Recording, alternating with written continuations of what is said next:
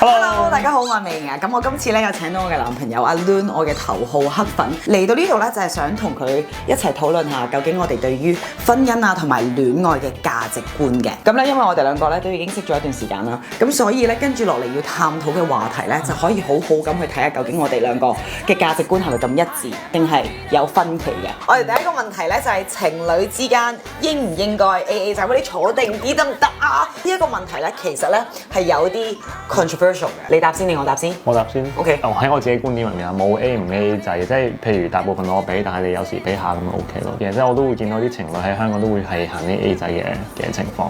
咁同埋 equality 啊嘛。咁如果男嘅高過個女仔收好多嘅話，咁當然係男嘅俾晒啦。咁但係如果差得唔係好遠嘅話，可能男嘅俾多少少，咁我都覺得女仔俾少少象徵式啊，又或者一個gesture 咁樣係一個好事嚟嘅，即係你覺得係個 gesture 問題，未必真係嗰一餐飯或者佢付出幾多。譬如有時食幾餐飯，個女仔俾嘅話咧，感覺都幾好嘅，就舒服翻啲啫，係咪個心入面？係啦。但係你啱啱講到一個點喎，差唔多人工，你係願意再俾多啲嘅。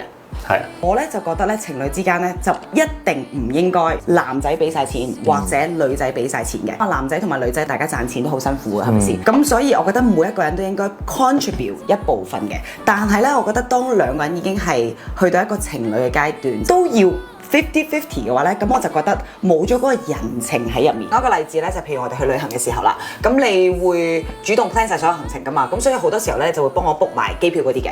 咁咧喺呢啲時候咧，我就會主動去俾酒店啊，又或者去當地旅行需要用嘅嗰啲花費。咁我覺得咁樣嘅模式係會更加舒服啦，因為我覺得我對於呢一段感情入面，我都係有貢獻嘅。